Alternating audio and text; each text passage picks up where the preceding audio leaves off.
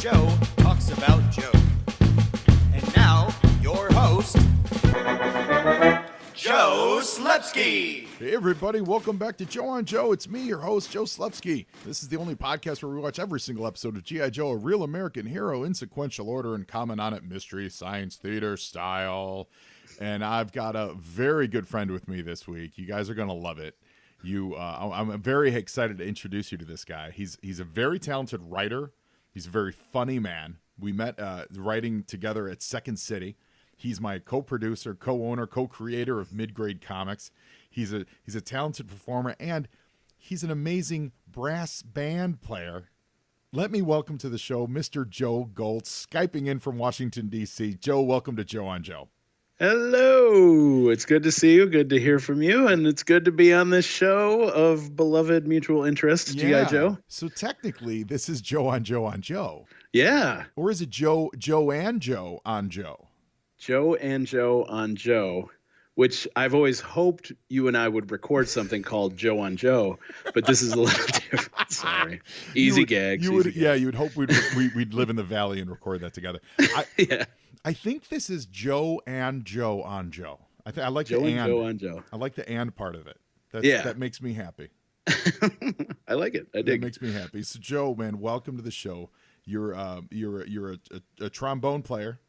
Yes, trombone player, playing mostly kind of New Orleans style brass band music. With the amazing Youngblood Brass Band. Yes, the main band I play with is called Youngblood Brass Band, Youngblood being one word if you'd like to look for us out there. We were a really good idea in the 90s. We were like taking like New Orleans brass band and funk and mixing it with hip hop back when everything was like, we're going to mix this with hip hop. That was the caveat of everything. You heard the P. Diddy Led Zeppelin mix and you're like, hey, wait a minute. Totally. I got an idea. The Godzilla soundtrack meant so much to me. I think it had like that, and then there's like Ben Folds 5 on it. It was back when soundtracks were everything. Yeah. Ben Folds 5. This perfect mix of music, the art of the mixtape. And listeners, if you've never heard Youngblood Brass Band, do yourself a favor, Google them, find them. You go to their website, youngbloodbrassband.com. They're on iTunes. They're all over Spotify. They're literally amazing. Like it's fantastic to see live. You do a synthesis like of hip hop and New Orleans brass. It's even got like electronic elements, like. Yeah. And stuff like that. Yeah, it's really hard to describe. Like, check it out for yourself. It's also, you could find a lot of live stuff on YouTube. Of course, it's all recorded through a cell phone microphone, so none of it sounds too great, but there's stuff out there to find. Yeah, I mean, you're fantastic to see live, but we can definitely give their stuff a listen. I think we're going to play one of your tracks at the end of this episode, so you guys will be able to hear it. But it's a really strong performance. I've seen you guys live in Chicago, saw you guys live out here.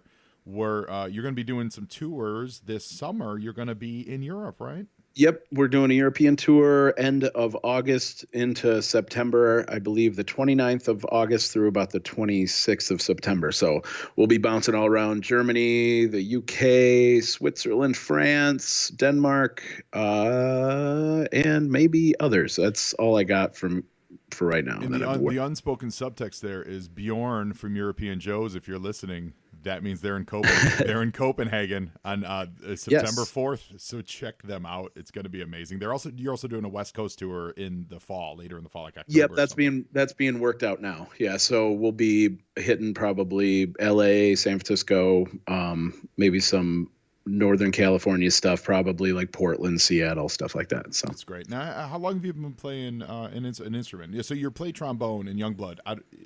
Did you always play trombone, or what was your start? Yeah. Actually, wanted to play trumpet. My brother was playing trumpet, and then like my community, whatever school education band had the night where you show up and there's people like holding all the instruments. You can sit and try to play each one and pick one out, and everybody first and foremost wants to find the one that's the lightest and easiest to carry. That's why they're, That's why you chose the bassoon. Yeah, right. That was probably going to be a close second choice to the trombone because it was still not that big. It wasn't a tuba or a giant saxophone, which weigh a lot. But yeah, like the flutes and the clarinets got grabbed up, but so did the trumpets. And I really wanted to do trumpet because my brother already had one. I could use his and all that stuff. But the next next best bet was trombone. And I had a cousin that played trombone. I grew up in Wisconsin, and my cousin played in the University of Wisconsin marching band. So that was all cool. So I'm like, well, this hardly is second place. This is still pretty good. And then didn't take it too seriously until I got to actually went to college and was going to put it aside. And then I met the guys from Youngblood. They were just kind of, a couple friends of mine from high school were playing with them, and they invited me to sit in, and I fell in love with it and started taking it much more seriously after that. And very almost self-taught at that point. I didn't go to university for music or any of that stuff. So. And have you been with Youngblood now for almost 20 years? It's 20 years. Yeah. Actually, the last album we have is called 20 Years Young. It's kind of a compilation of a lot of our, I guess, greatest hits, though we really don't have hits. But, oh, come on. And then also some, listen, like there's forgotten old tracks. I think there's literally like 3 brass bands I've even heard of, and Youngblood is one of the ones that comes up in conversation. So yeah, exactly. Yeah, we have one song called Brooklyn that seems to be everybody's favorite. Yeah, that's a big one. That's a big one. Yeah. You guys are working on a new one. I don't know how much you want to talk about it, but it's like you're doing covers. Yeah, we're just doing an EP. I think 6 or 7 songs. It's all recorded. It's in the mixing process now. But yeah, we are just kind of having fun with arranging some covers, and we're not just like blowing straight like, oh, here's this song and here's us playing it as we hear it. Like, we're doing a lot of arrangement with a lot of mashups and stuff like that. We're doing like a Janelle Monáe song, but it's also kind of mashed up with some Sly and the Family Stone stuff. What else is on there? I mean, it's kind of current, but not that current. There's a little element of throwback. There's actually a Tears for Fears track on there. There's a Justin Timberlake track on there. Yeah. So it's definitely like poppy, but we're not trying to be like, oh, we're going to smarten up pop music. No, it's just a different element. Yeah. We're definitely pop jazz, we're not the easy listening radio, the light storm, but we're very aggressive. It is not like, it's not easy listening at all. It's actually like in your face. Like when you see Youngblood live, it is an assault on the senses in a good way. Yeah. But it's like you get hit with this wall of sound and just this cacophony of beautiful music, really. It's aggressive. It's aggressive, but hopefully in tune and performed well. Oh, yeah. Oh, totally. Yeah. I'm assuming you also covered Billy Squier's The Stroke? No? I'm sorry. Actually, that would relate fine. Yeah, Can I make that request? Got the elements. I'm into it. Yeah. I'm into it. Yeah. That'll takes me back to my old cassette collecting days. So, Joe, you are, when it comes to G.I. Joe, you grew up with it. I knew you were a big fan, and you actually were patient zero, ground zero for probably the thing as an adult that reignited my love for G.I. Joe, but it's definitely the thing that kicked off our sketch comedy team, Mid-Grade Comics, the G.I. Joe sketch that was written for class. Yes. That had a lot of deep G.I. Joe references in it. You played Roadblock in it when we finally put it up, right? Yeah. And we left that class. So we were in the same writing class at Second City, and I wrote this G.I. Joe sketch that was very, very deep G.I. Joe info, and no one laughed at it. Like 0 laughs, none, whatsoever. You had to know the cartoon on top of the toys and the names, and I did not make a good balance of making a fun sketch with some G.I. Joe topicality to it. It was hardcore G.I. Joe references. Yeah, and on the all ride home, you and I were talking about how class went, and I was so angry. I'm like, that sketch is funny. Those people don't know anything about G.I. Joe. Well, and if just to explain how the classes went, the Second City writing classes were you would get an assignment like, here's a type of scene, and this one is going to be, I don't know if it was eccentric and eccentrics or whatever type it was supposed to be that week. Like, do this type of scene, and so you wrote it with all these characters. And once you present something in class, it's not like everybody gets a script and you read it. No, you actually like point at a few people like, oh, you, Anna, I want you to read this part. Joe, I want you to read this part. So we get up and we're cold reading. So there's also almost always a bad sell on the performance because it's everybody's first thing. They're not really doing appropriate voicing and timing. And one of the characters was mute Snake Eyes. So yeah, exactly. Which was all with entirely stage directions. Notes. Yeah. So we're coming home, and I believe we retired to my place or yours, and to have a bunch of beers afterwards. and I was no, it actually went a little different. Well, this is a great story. Well, I remember it that we were drinking and we were stewing about it, and I was I think we had drinks beforehand. Then there was a train ride, because this is the fateful train ride where we found out we lived a block away from each other. Is that the same train ride? That was that ride. That was that train ride. Even better. This is a great story, because Joe, I'm telling him like, man, I loved that sketch. Thanks for letting me be a part of it. And I love G.I. Joe. I grew up with it. And we're talking about G.I. Joe. And we go past this train stop. There were still a couple other people from the class like, oh, I'm getting off on the Belmont stop. Okay, well, I'm getting off at Irving Park. And then suddenly there's only 3 more stops left on the train. And I'm sitting here gushing about how I love the scene and how I'm so into G.I. Joe. And Joe later confessed to me that he was thinking like, is this guy following me home? Because we both live right at the end of this, like 2 stops from the end of this train. It was almost the end of the line, yeah. Yeah, so I don't know if I ever even explained myself. I was so oblivious that this was happening. But like, not only do I get off on the same stop as you, I'm walking through the station with you, taking the same left. We turn at the bagel shop. We're going down 2 blocks on the sidewalk. And you're like, oh my God, this guy is trying to listen, nothing against it, but I'm not into dudes at this point in my life. Like I'm a little more into women. So let's make, just saying. Flattered with love of G.I. Joe. Yeah. Well, that led to us going, man, if we performed this in a like a Comic-Con style venue, it would kill. And so I think I made the promise to you, a drunken promise at some point, it's saying, well, we're going to do it. I'm going to reach out. I'm going to reach out to the people who put on C2E2, and we're going to perform this live. And you're like, but we don't even have a group. Like, we haven't written anything. We're going to put it together. And I woke up the next morning completely sober and going, what did I just promise this strange dude who's following me home? And that led us to, I was like, well, you know what? We're going to see it through. So we contacted him and we got the booking. And then I said, hey, dude, we got to write a whole bunch of other sketches and put a sketch comedy team together. Yeah, it's the first time in history that 2 people were high-fiving and one-upping each other with like, what we're gonna do? We're gonna do this. And you actually did those things. It was like, yeah. I mean, I can't even fulfill the promise of like, I'm gonna get a taxi tomorrow and pick up the car. We can leave the car here. Like I don't even see those drunken promises through, much less like putting on an entire show, casting it, directing it, writing it. Like, yeah.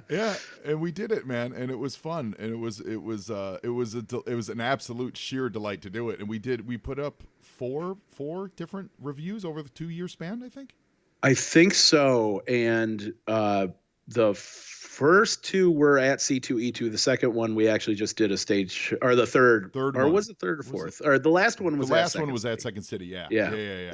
And it was great. And I think all the shows they got better and tighter as we went. We learned a ton, and we learned a ton. Yeah, it was great. And we met a ton of great people. Friend of the show and guest of the show, Alex Kendig, from a few episodes back. Yeah, who's amazing talent. He was a part of it.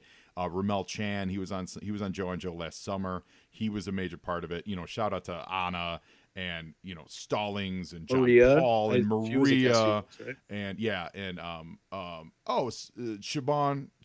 Thompson. Yeah, Siobhan. Yeah, she was a part of it. She played Snake Eyes in the original sketch. Yeah, that's right. It was great. And so we just had just a ton of great people worked on the show and worked on the show with us. But it literally all started from a G.I. Joe sketch, and that's why I bring it up, because it was just this germ of a love and a passion for something that we both grew up with shifted into this big enterprise that we put 5 nights up at Second City, to pretty sold out houses. And, and then what's one of the things that led me to moving out to LA, which is then one of the things that led to this podcast. So you're like ground zero, man. You're like ground zero for this podcast. That's why I told you last week when we were scheduling this, I literally got angry when I thought I haven't had Joe on the show yet.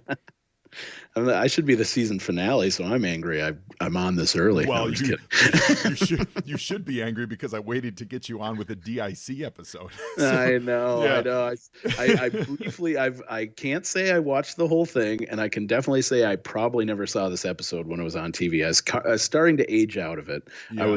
I'm 42 now, so I don't know. Do the math. This is probably like where I was getting into high school, and I can't say I wasn't still buying GI Joes and collecting toys, but I was definitely embarrassed of the fact that I was still doing it. Yeah, for sure.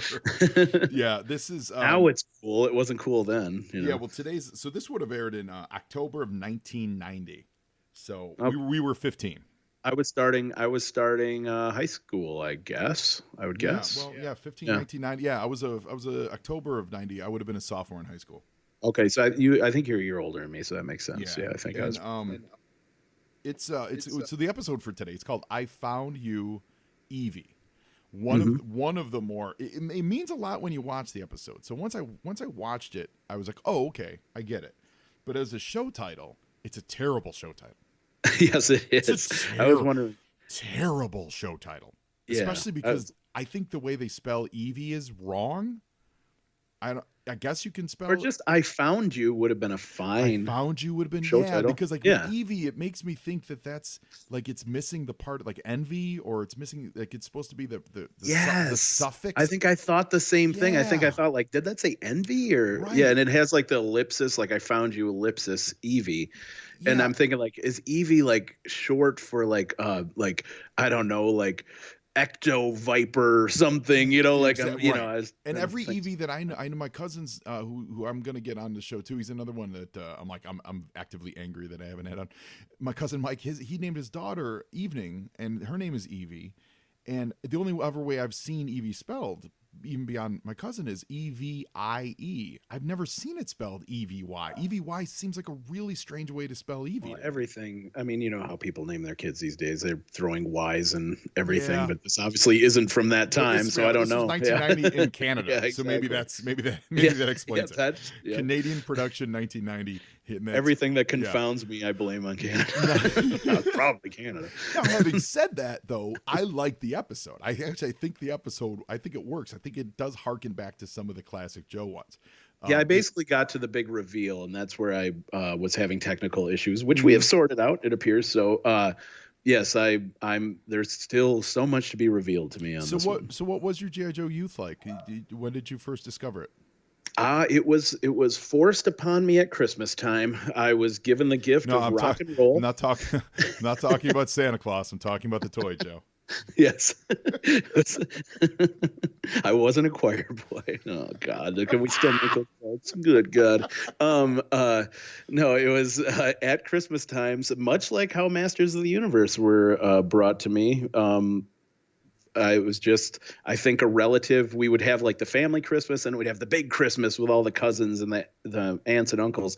And one of my aunts and uncles just gifted me a couple G.I. Joes from the first, what was it, 82 they came out, or 83? 82, yeah. 82, yeah, the first series. I got Rock and Roll and I believe Grunt nice. As a gift. Yeah, and Rock and Roll, I mean, how could you not love that dude? Like just a giant machine gun and the name Rock and Roll. Yeah. And so I was in, and my brother, Star Wars was always my brother's thing, but I did like the figures. I had a Yoda, which he lost because he was playing with it and lost it. Well, and in defense, Yoda's tiny.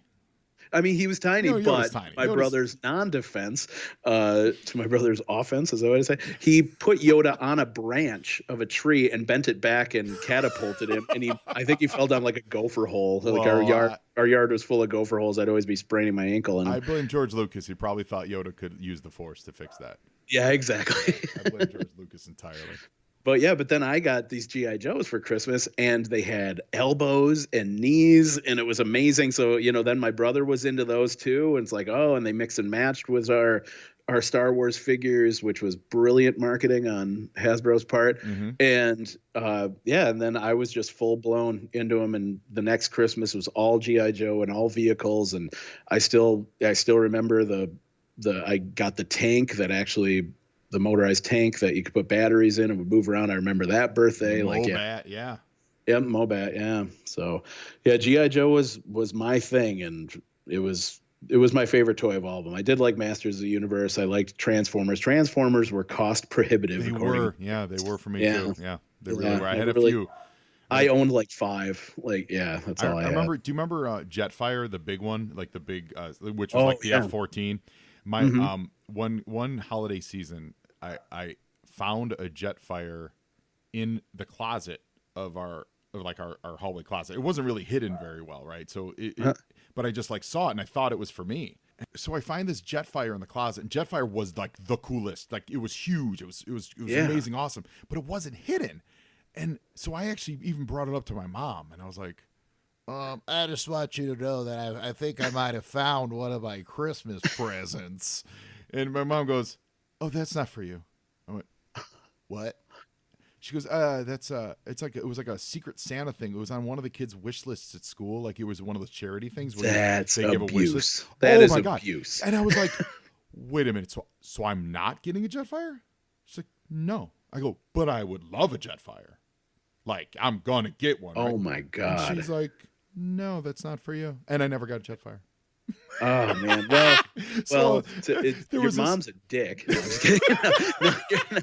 No, your mom's mean. But here's how mean I was. I would go and peek at my, oh, God, what if my parents listen to this? And they might. I used to peek at, I can't tell this story. Well, listen, okay. it's only a bad story if your mom used to hide her Christmas present with her like adult sex toys. Like that's well, they kept them better hidden. Like I knew that my parents kept the stuff in the closet, but they would put things on top of it and stuff. Yeah. I thought like everything was so calculated. They knew like the wrinkle in every blanket. I was so, Mission Impossible, like sneaking and peeking. And there was a Christmas where I was really into Mask. I think a fellow was that a Hasbro toy as well? Well, it is now. Yeah, I think it was. I think it was at the time too. Yeah. Okay. And I was really into Mask. The kids at school had it. And it was kind of the main character Mask card. Basically, was it Tracker? Yeah, it was like a Firebird or an IROC. Yeah. It was an IROC. Yeah, right, I think it was like an IROC, and it just had like not the suicide doors, but the doors that Gullwing doors. Yeah. That was a whole thing. Like many of them, like a rocket launcher would pop out wings and blades and all these things. This one just doors. Mask was the brilliant synthesis of G.I. Joe and Transformers. Like whoever thought of that was absolutely brilliant. It's completely brilliant, and they were great toys. But the main character's toy was the lamest one. Just the doors open, and I think there were missiles on the end of the doors. Like spoiler. The spoiler in the back popped up. Yeah, like support and stuff. And yeah. I just always thought that one was kind of weak. Well, my parents, I go and peek, and they'd got me like 4 Mask toys, and that was one of them. And I was like, oh, I don't like that one. So I started dropping hints, so cleverly around the house, where I'm just like, Mask is cool, but that one, totally lame. I really hope I never have to own. And at my like passive aggressive request, my parents never gave me that, so they did have to go back to the store after gifting their crappy little kid who's peeking at his presents. All they did was spend money on me. like, what a jerk. So so your mom's mean, but it goes both ways. I guess I should have been her son. Mask. Oh my God, that's so funny. Mask was actually by Kenner. Kenner was bought by Hasbro. Kenner, Mask originally was a Kenner toy, yeah. And I'm looking at it right now, and the doors opened, and little machine guns popped out of the doors, and the back spoiler thing kind of moved, and that's about it for that car. That's it. But then there were like badass ones. There was like a T-Bird that had like a like a the machine Raven gun popped out of the There's a Raven, which is absolutely a T-Bird, and the doors flop down to become the wings. The front wheels flip up, and you get a buzzsaw on the front. It's a seaplane. Oh, there's some cool Mask stuff. I was trying to convince. Dude, I was trying to convince my boy those. Matt. I was trying to convince my boy Matt to do Matt on Mask, the podcast. Oh, that'd be great. I don't think either of us have the passion or knowledge for Mask. Yeah, right. I'm calling him the main character one, the wing one, the car one. I don't even know car models. That'd be useless on that. And you were saying that you've held on to most of your figures, right? I have. I went through. Oh God, if my parents listen to this, I went through a little financial crisis. 3 days before I was moving out of Chicago, I got burglarized. Oh. So but fortunately my GI Joes were back home at my parents. And I did not tell my parents about that burglary because they were very not happy. I was in Chicago, period, and that their vision of Chicago came into fruition. But so I got burglarized and lost a lot of money and a lot of things. And so as I was in the middle of a move, I was moving out in 3 days, moving out here to the East Coast, and suddenly money was a big problem. But I was going home for a month to move back to to stay with my parents for a month and help them with a bunch of things before I left the area. And while I was there, I'm like, well, I have all these old toys. My parents' basement needs organizing. That was one of my tasks. So I just took a bunch of the toys, organized them, and I'm like, I can eBay this stuff and make a bunch of money. I did sell all my masks. I sold all my Masters of the Universe. And then it got to G.I. Joe, and I was taking all of the figurines, and I have, of course, all their little file cards with all their info. I saved all that stuff. I was religious about all that stuff, and I'm putting them all in Ziplocs. And a lot of times I had to look up online like what weapons matched which figurine, and of course some weapons got lost over the years, but I was matching all that up. I had a bunch that are in perfect condition and matched up with all their things, and I just couldn't bring myself to sell them. However, I did sell a number of the vehicles because those were taking up the space. And common refrain. So how many figures do you still have left in your collection? I would say I probably have, of the first 4, 5, 6 years of G.I. Joe, I almost had every one. Wow. So I'm guessing I'm probably between 100 and 200, somewhere in there. So still with you right now in DC? No, they're at my parents. They're still at my parents, but they're all organized. What's your parents' address so we can have someone go, whoever those robbers were, they can go complete the job. Yeah, exactly. Like I'm the perfect victim. What if it turns out they really were like, I really love like G.I. Joe stuff, and I love collectible toys. I'm gonna break into this guy's house to see if he has any. Like that's what they were after. I'm sure they much preferred the $1,700 I stupidly had in cash from. I had a bunch. I play music, so I had a bunch of gigs that week. I also had taken. I'm one of those idiots that saves his like pocket change, like for years, and then takes 6 Tupperware containers to the bank. So I had just done that. I was selling stuff on Craigslist. I sold a bunch of like lawn furniture, a bike. So I had all this cash on hand, but I was coming home straight from work, either going to a gig or coming straight home and cleaning the apartment. Yeah. And I technically live in Rockville, Maryland, the land of sirens. Like I lived in Chicago for years. There are so many more sirens, so I apologize for that. Oh, no, that's fine. But yeah, I'd sold all this stuff. So I had a wad of cash folded in an envelope that I had inside my passport, inside a suitcase, and the burglar still found it. With a neon sign that said "Take me." Yeah, pretty much. Yeah. So I was not finding time. I found time to go to the bank to cash in my change for cash, stupidly, but never found time to get back to the bank to deposit all this money. Oh, that's so painful. Hey, look at it this way. You're not. I keep my change in an Incredible Hulk plastic Halloween container. Dude, I have a Spider-Man head. I have a Spider-Man head, but it is a bank. I think it had like a nice. What are those what's that? It had bubble gum in it at one point, I think. Yeah. So when the Hulk head gets full, it's time to go to the bank. That's how I look at it. Yep. Yep. Actually, my Spider-Man is for quarters. Nice. And then I have additional ones for other denominations. Nice. So do you have any plans to like one day get those to bring those toys back with you, like to get them back living with you, or are they going to stay at your parents' think so. I mean, we were downsizing to get out here, so that was part of it, like why it didn't make it out here, because we did the moving truck from Chicago out to here. Then I went back home with some of the stuff that I needed just to live like a couple more weeks after my girlfriend moved out here to the East Coast. And then I had pretty much a full car that I had to drive out here, so I didn't have room for that. But yeah, I'd like to be reconnected with that stuff. Just even thinking G.I. Joe this week, like so many code names I've forgotten about. Even when I was organizing those figurines, the ones I collected like the last year or two, I'm like, I don't even remember this guy. Who is this? And what is this? And he came from this. Like, yeah. Ninja Force. What the hell? Yeah, honestly, Ninja Force. I think I would have liked, but what was the one? Wasn't there one something Battle Force 2000? Battle Force 2000. Yeah, that was the one. Battle Force 2000 actually was one of the ones that drove a lot of people away. I mean, one of the guys' name was DJ, and he was like a DJ, like and that sent a lot of guys packing. Yeah, when G.I. Joe went full Jersey Shore.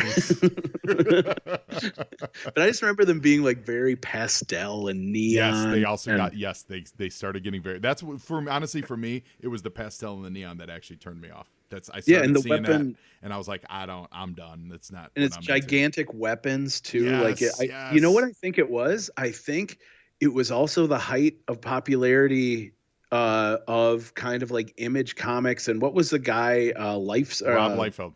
Rob Liefeld. I think it was like X-Force and Image Comics. Like it was just loud colors and gigantic weaponry. Yeah, I feel right. it's like Yep. that's what was selling, and I It think was. that translated over to GI Joe at that moment. It Like, was, yeah, it was, and much to our childhood dismay. I feel like there's so much that we look back and go, "Oh, I feel bad about that." Like, yeah, I felt much better in 1985 versus 1989. yeah. Well, I'm excited. So we're gonna watch I Found You, Evie. I keep wanting to say Envy.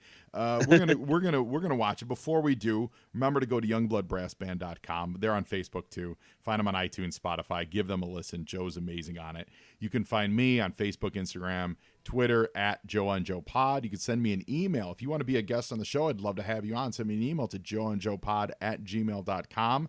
Also, we have a Patreon for the show. So if you want to go to patreon.com/JoeOnJoePod, you can check out what's happening over there. I do an entirely separate podcast called Joe and Joe Illustrated. And on that podcast, I break down every single issue of G.I. Joe, the Real American Hero comic book from Marvel Comics, page by page, sometimes panel by panel. We talk about panel layouts. We talk about the history of the actual production of it at the time.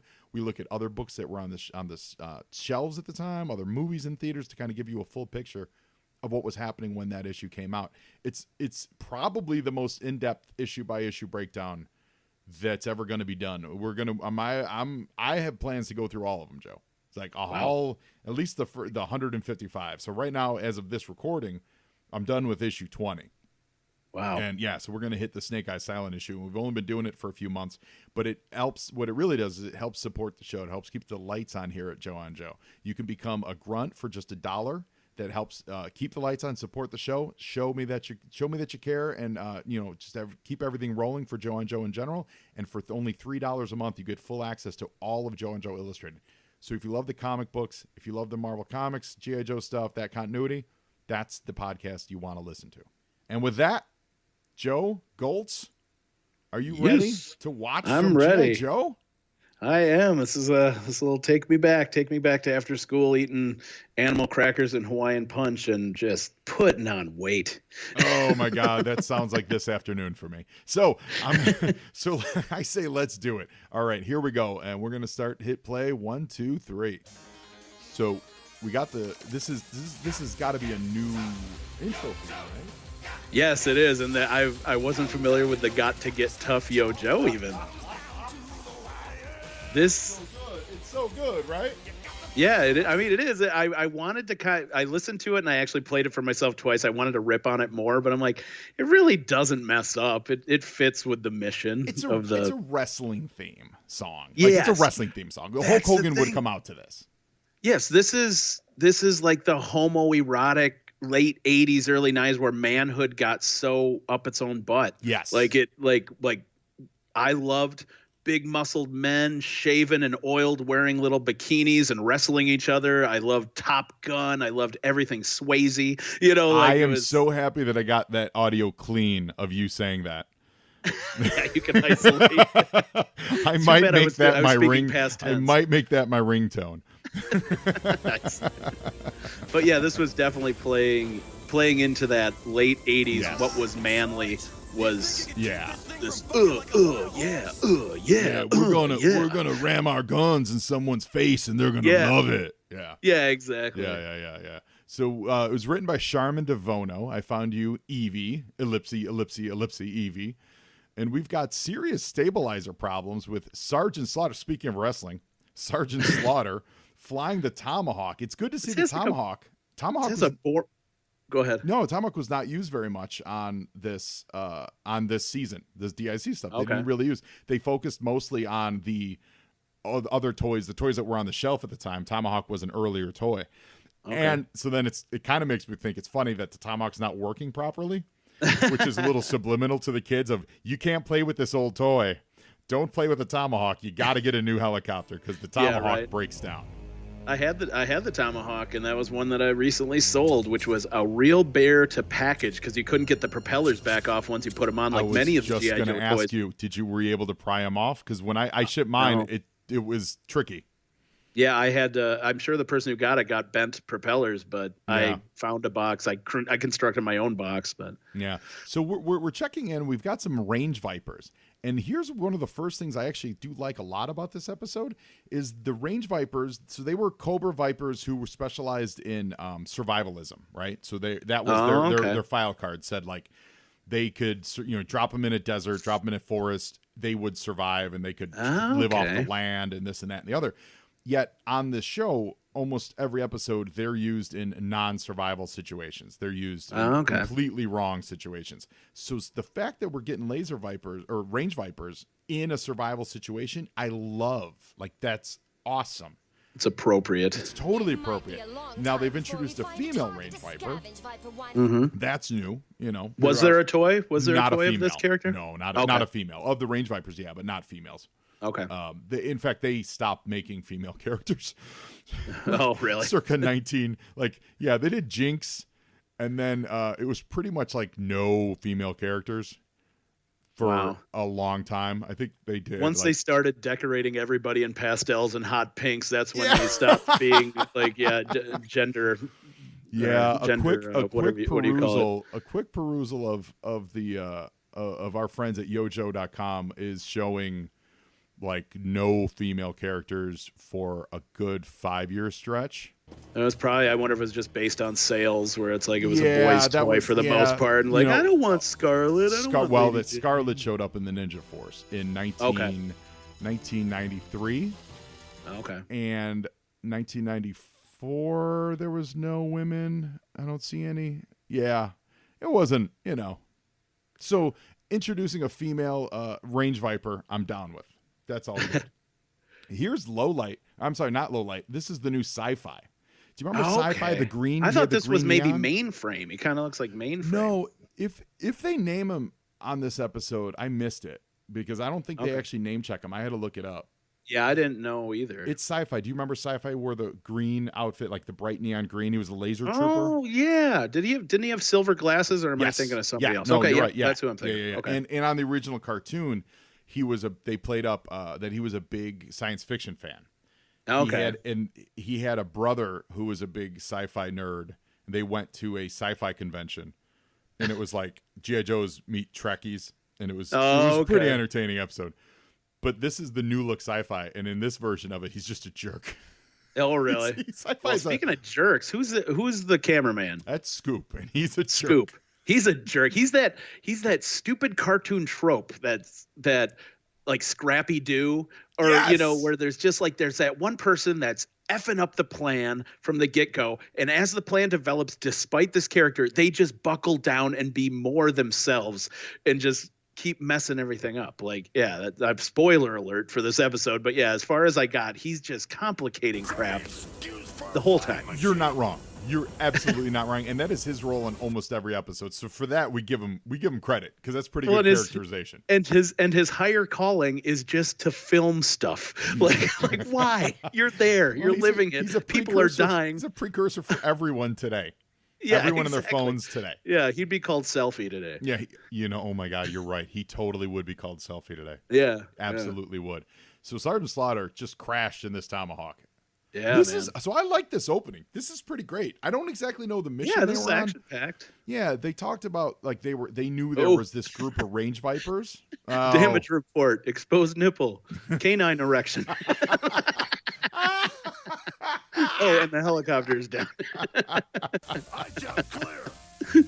But the range viper must have seen the explosion. He actually now with the one part of his shirt ripped, he's now wearing like a Zorana cosplay. Yeah. Right. And if you look at the animation from scene to scene, the one that is ripped constantly flips. So first it's his left shoulder that's ripped, and then it's his right shoulder. Then it's his left shoulder. So now it's his right shoulder's good.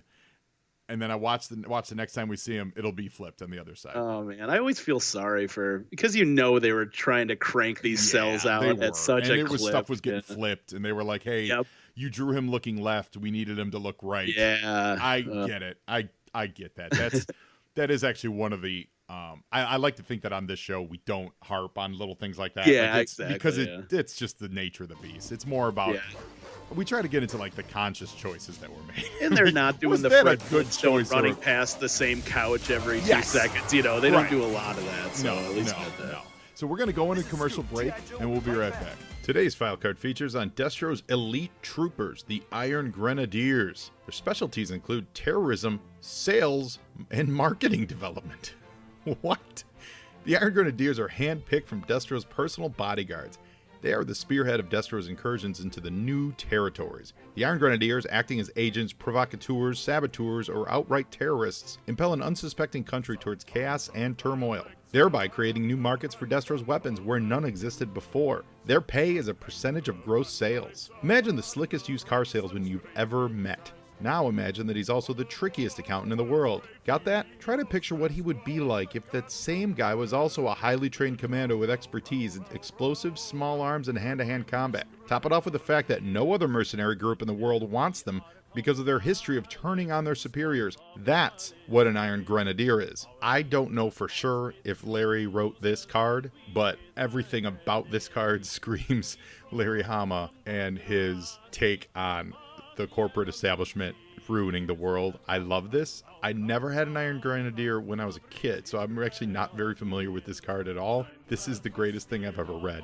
Their specialties are terrorism, sales, and marketing development. I absolutely love that. They get paid on a commission basis from Destro. That is so fantastic. My exposure to the Grenadiers came from really like them appearing alongside Destro in the comic books, that they would show up as his loyal troops. And that's really appealing to me. Like, I liked that he went from being just an arms manufacturer to being, oh, I can also have my own army too. This was, of course, the Destro when he was rocking the gold look. So that's all cool. But I don't really remember any, and maybe there was, but I don't really remember any like detail in it that they're the Weasley salespeople who just infiltrate governments and tear them down via sales and marketing and terrorism. I don't remember that being a part of it, and it makes me love them so much. I like the figure a lot. It's black and gold with the red face. They've got like they absolutely match the look of Destro's gold-plated look, which is perfect. One look at them and you realize, oh yeah, they're Destro's Iron Guard. Like, whereas you look at the Crimson Guard, and they could go with Tomax and Xamot, or they could go with Code Commander. Like, you recognize them, but you don't necessarily recognize their affiliation. Not so much with Iron Grenadiers. They came in with a sword and submachine gun and a laser pistol. I love that the laser pistol is bright red, because it's futuristic. For that, you sales, marketing terrorists, Iron Grenadiers, we salute you. So the Joes are on the run from these range vipers. So I think the mission was, They said, hey, we're going to go attack these range vipers, but then their plane crashed. Now, if you read the comic book, right? You were into the comic book. I did. I never was, not continuously. Like, I lived in a small town that had the Hey Kids comics rack, so I could get episode 20 and then another one wouldn't show up until issue 23 or something. Do you remember like that, the Snake Eyes origin and all? I remember the silent issue, which you brought up. I do have that one. Yeah. So the origin of Snake Eyes, the reason they explained away why he got, why his face was really messed up and how he couldn't speak. He crashed in a helicopter that went down on a desert training mission. So while this has nothing to do with Snake Eyes, it's a little bit what we saw here. These guys were flying in the desert. Their rotors got clogged up. The helicopter crashed. What happened to Sergeant Slaughter is kind of what happened to Snake Eyes. Except funny. Sergeant Slaughter didn't come out looking like, Deadpool. He's just got his boobie hanging out. He just came out with a nipple. Hey, everybody, nipple, free the nipple. Hashtag free. Everybody has their burden. Free Slaughter's nipple. And this is the thing, like, when I was a kid, I was legitimately upset that these lasers never hit like, you never got a wound, you never got blood, you never got a death. Like, how stupid was I to think that would ever happen? But when the G.I. Joe movie came out with precedent from the Transformers movie, I was hoping for death. I was praying for death, and I was not satisfied. Yeah, and this is exciting. This is the real crux of the show. Oh yeah. That Ambush, who, by the way, Joe loves to literally ambush people. That is Oh, that's his thing? That his thing is, in many episodes, his first appearance on the show is him popping. Actually, it happened in this one. He was sleeping in the webbing, the netting in the back of the oh yeah, because that's what he came with as a figure. Yeah. He has like a Harry Potter cloak or whatever, like, that he hides under, right? Invisibility cloak. Didn't he come with like a piece of cloth? Oh, he like, might have. He might have. Let's look it up. Actually, he's right in front of me. Yeah, I think Let's I have see what him. he came with. Ambush, the concealment specialist. Yeah, concealed. He his head. absolutely did. He came with the Yeah. like the ghillie suit, a tent fabric and body fabric. Yeah, So he could just make a gave it, tent and he could cover his body. That's so Yeah. funny. That's what he had. And Scoop came with a camera. Yeah. I mean, it was just there's only so many ideas in the universe. I cut him some slack, but So it true. And there's did another make my thing interest wane. another thing cool that we're getting in this episode, which actually we haven't had in a few episodes. The Joes actually have their guns. Oh, They- really? In a lot of these episodes, when they fight, they send them in a battle without actual guns on them. A long, You know, so long time ago. they throw grenades, they punch, Oh, okay. you know, they kick, they punch, they Yeah. do all that stuff. They're in the vehicles, but when it comes to it, they get out and they're not carrying rifles. Like on the old show, they almost always had a rifle in their hand. There's Okay. not as much rifle action in this, so to see them using them and you know actually being proactive with them in this episode is also pretty cool. Well, maybe they got my memo that you can only like show people shooting at each other so many times with 0 hits ever. Actually, I think that was a crux of one of your sketch. Yeah, it was the sketch, how like yeah. the lasers never hit anybody. It was the sketch, Yeah. yeah. The Joes actually, one of them got hit. I forget who it was. Flint, I think. Oh yeah, He actually had got hit, never and seen they this and they were like, scenario. "What is blood? What is this? Like this is I don't. brilliant, yeah. What's this red stuff?" and it was right up my alley. Yeah, and they were like, "All right, well, you know, we're still going to charge head first." And then the next guy ran out and got shot, murdered. Yeah. And then we're like, "Whoa!" And Mainframe was trying to research it, but it was 1985, so his computer took forever. So the whole sketch, he kept checking in on Mainframe, and he's like, "Hold on a second, hold on, it's coming through. Hourglass is turning. It's coming through. Give me a second. I think. do you Wait remember- a minute. I think it's blood. Wait a minute. Hold on. What's blood? Now I got to do another search. Hold on." Do you remember Rusty Jones? It was like a treatment for your car Yeah, where you could yeah. get like rust Yeah, treatment. yeah. This character on here just looks like him. Just an observation. I remember my parents had a Olds 88 luxury sedan, and they had the Rusty Jones sticker on the back window. you're So I right, would just yeah. sit in the back seat staring at that thing. Like he seems cool. He seems cool. He seems like Yeah, he'd he be seems down right. down with some G.I. Joe and some brass band love. Yeah, right. Let me hang out with Rusty Jones. I do like in Nice this mustache. so we got a flashback for those of you listening. Ambush flashback to his youth, where he grew up with a local girl named Evie, and she would always be able to find him, and that's where the title of the show comes. I found you, ellipses, Evie. Let's check it out. A couple things. Retaliated a hole. One, We've located the I wreckage never of the used Tomahawk. ellipses as a kid. No. Did you ever use ellipses? I use them way too much now. Yeah, I use it's them part of way- my email. Way too email much culture now. for some- Never used them as a child. No, so never did. congratulations to the child that thought to use ellipses. Yeah, right. But they would basically flirt with each other and never seal the deal and play hide and seek for years. Like, yeah, well Right. into like their sexual adulthood He years. had a I make adult films mustache. Mm-hmm. Absolutely. The old That's- Rusty Jones, as we The call old it in the Rusty business. Jones. And that's how old they were when they finally stopped playing hide and go seek with each other. Yeah, right. He was old enough to grow a man's mustache. Joe, I He was finally still- grew a man's mustache when I was 35. Oh yeah, And this exactly. guy, Ambush, was a 17-year-old mustache-growing fool still playing hide and seek with his lady friend from down the street. A hirsute man child. Yeah, who they probably never sealed the deal. But here we go. Another Big note. reveal. Big reveal. Turns out she's the range viper. Yep. And here she comes on the attack. And we're going to go in a commercial. G.I. Joe will be right back. Hey, listeners, I'm not sure if you've heard the news, but Joe and Joe has started a Patreon, and I'm inviting you along for the ride.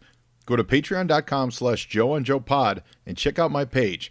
Right now, there are 2 opportunities for you to help support the show. You can choose to be a grunt or a viper. Grunts get access to all the Joe and Joe episodes and early access to new episodes as they're created. Vipers get all that and access to my all-new spin-off podcast, Joe and Joe Illustrated, where I will be breaking down every single issue of the G.I. Joe comic books page by page in the deepest dive you'll ever hear on G.I. Joe. So go to patreon.com/JoeandJoePod and see what's happening over at the Fort Wadsworth Motor Pool. We'll see you there. She wants to kill herself a virgin. Virgin blood.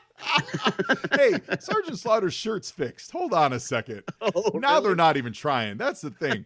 I'm Okay. okay if it flips, but if you're not even trying to keep the fact Oh that yeah, he might have had another one in his cargo camo maybe he pants. pinned it. Maybe he pinned it. Like he kind of Yeah. tied it up a little bit. Okay.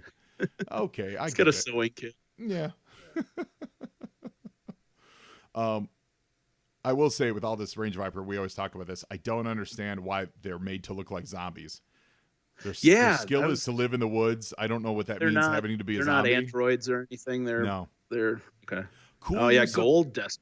Cool use of the Cobra Terrordrome right there, though. That totally was the Cobra Terrordrome, the big was the that big one? base. Yeah. Oh man, that takes me. Desert Scorpion. No. The Terrordrome, was that an earlier toy? I kind of remember it, but I kind of. It was like 86. It was a big. Okay, so base. yeah, that was in my years of collecting, but well out of my parents' price range of anything they'd buy for me. Yeah, that was for me. That was a big ask. So when my mom said no, you're not getting Jetfire, she turned around and got me the Terrordrome. So I can't be upset with it. Oh yeah, you can't like, be that man. Come on, let's. I take back everything I've said. Yeah. How greedy That's can really I harsh get? on your mom. I don't know. I don't know what she ever did to you, Joe. She always liked you. Yeah, she is. She's a wonderful woman. I met her. I forgot about that. You left town without even So saying she's goodbye. angry. So she's If so that's how you angry treat your that he friends, left maybe the town. thing you've That's what she really joined been Cobra hiding for. from is your own Because she's feelings. hiding from his own feelings. Oh. I'm sorry, Evie. Turns out Ambush Don't call really me by loved that her. name ever again. Oh, I'm Could See, you this is imagine emotional. This is joining, emotional. joining a terrorist unit over a game of hide and seek on foul? I can. I can. It's a Yeah, sure. I don't. question. Yes, I can. Not I don't know rhetorical. why you're asking. I'm not sure what's strange about that. Yeah. I mean, I joined the IRA when a game of tag went awry. So that was that was in the mid '90s. Not sure. Tic Tac Toe Yeah. ISIS. Between my freshman and sophomore year of college, I moved to Ireland and tic tac toe ISIS. Here, this makes us even. Now make yourself Oh my god. useful. Yes. So she wants these people dead over She hide really and does. seek. She really does. Like she's dedicated to Cobra. Yeah. You know? So are those masks that they're wearing? Because that's not what they Evie are used to look masks. like. No, they are. Okay. They are masks, and Okay. and why they're skull. I guess it's to scare people, but why? Scary. It made the you know, toy look cooler. It's weird. Honestly, what I always took it as that I would be willing to bet someone designed, because it's a cool looking figure. It's kind of scary. Yeah. I would be willing to bet someone actually designed this cool scary figure, and then they just assigned the name to it. Like they said, hey, Okay. we need a figure that does this. Oh, okay. Here's a, because they're not camouflaged. Like if you were gonna live off the earth and be a viper that could live in the outback, Yeah. why would you be blue? Yeah, exactly. There's no natural camouflage there. So Right. I have a strong feeling that's how some of that went down. They kind of have a little Jawa vibe in this Yeah, a little episode. Yeah. bit. A little bit. But I think pastel. I think that's the Joe's. I think that's the Rolling Thunder. Oh, okay. I think I'm I getting remember my this vehicles toy. correctly.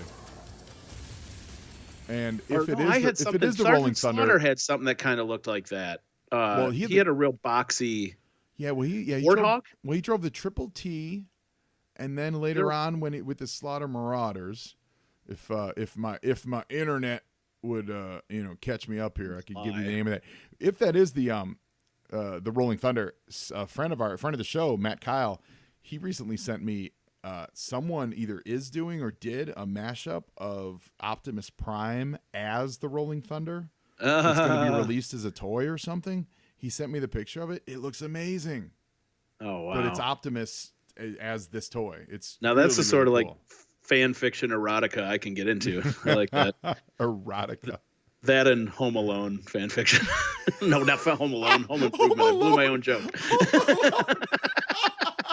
No, that's even better. I went worse than I intended. Home Alone fans fiction. Erotic. A lot of rope, Joe. A lot of rope. Man, I'll tell you what. What were they? The bandits, the wet bandits. We're redefining the wet bandits. That's what we're doing. Oh boy. Yeah. So the rest of this is playing out as kind of your typical, G.I. Who's Joe this guy laser with battle. the? That's looks General. like the- That's General Hawk. Oh, that's Hawk. That's the new Yeah, Hawk that's the costume. new Hawk. He's We're he's within firing range. We he's can't kind see the of. battle or target the Cobra forces. It's silly. Like they got Yeah. him. He actually came with a jetpack. So like they were like giving him an outfit that would hold up to flying. You know what I mean? Like Okay. it would there be, he goes. It would be sustainable as it flew. No, that's the mobile. I'm sorry, that's not the. That's the mobile battle bunker. I think that they're fighting with. That was that big machine. Yeah, General Hawk.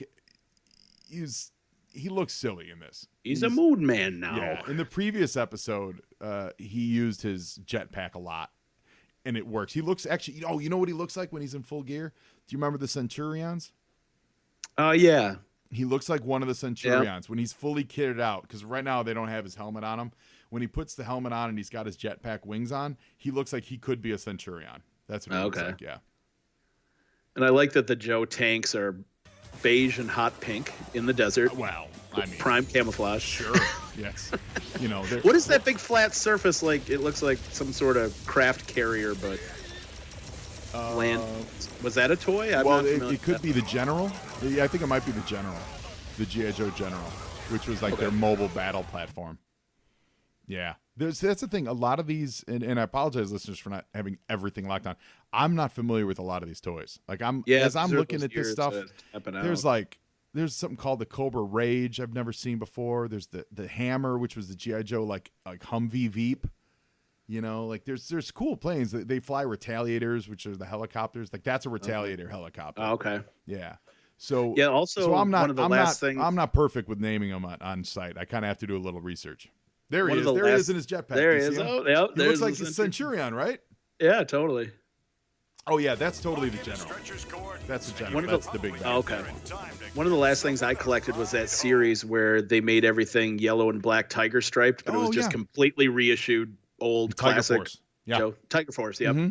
I have a lot of those vehicles. Those are cool, man. Those are cool. And that was a super smart way for the Joe toy manufacturers to repurpose and get more life out of those molds, because they just repaint them and then resell them, and then as a kid you just have a different different outfit for them. I think it's great. It's kind of cool too. They came with panels. They have the nipples back.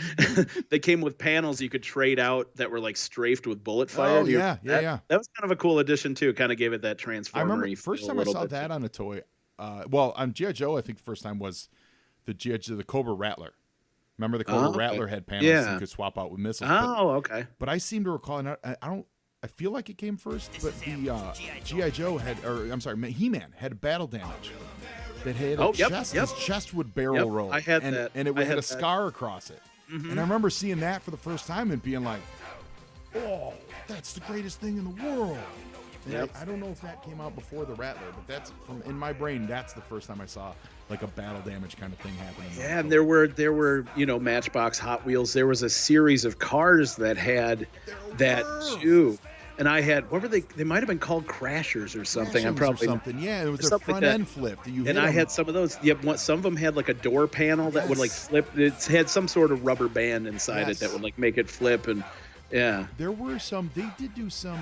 They did some die-cast GI Joe vehicles back in the day, and I've seen them on. I've seen them on eBay.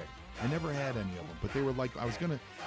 I want to know why there weren't more. Like why Matchbox didn't team up with Hasbro and just do like every vehicle as a Matchbox car. Like that would have been amazing. Oh, I would have collected. They did do the small diecast, but I'm not sure who they were done out of. Like I'm not sure who, who the manufacturers were at the time. Yeah. I had a generic, I think it was from Ertl, a jet that was pretty much, it was created to be for the specs of G.I. Joe, and they had no figurines to go with it. And I remember, like, even on the box, it said, like, perfect for, what are they, 3 3/4 inch? Or what are 3 3/4? Like, it's like perfect for your 3 3/4 action figures, no name brand, listed. But yeah, it had like missiles on the bottom that would detach, and it was a die-cast silver jet plane, and it was awesome. And I still have that in my parents' basement. I think I attempted to sell that too, but I have that in perfect condition. So, like, they. That sort of stuff was out there. It's funny, G.I. Joe, like you said, just the miniature versions of all those vehicles. So I found it. I found it on Yo Joe. They did 6 vehicles. They did, and it's all the first season. Like, and it was produced through Hasbro. So I'll bet you it cost Hasbro a ton of money. And they never followed up on it and like did a deal. I think they did some years later with like from what I could see, like in image searches. It looks like here's a diecast one from Yeah, so they did 3-packs, and it's got all the original stuff: Vamp, the missile system, the Flak, the HAL, the RAM, the Mobat. But I don't think they did, and it's all come through Hasbro. Like years later, they would do issue like it looks like maybe in the 90s, like the more like the classic like retro G.I. Joe, like the 80s one, something like that. But as far as like the ones that we love here, they did some G.I. Joe Extreme ones, I guess. I don't know. I guess I'm wondering why they didn't do the good era, the stuff. In the 80s, the stuff when the entire toy aisle was all G.I. Joe. Why didn't they do more? Right. That would have been sweet. Well, I know that Matchbox was famous for doing like Marvel trucks. I have like the old Hulk. I think I have a Thing one.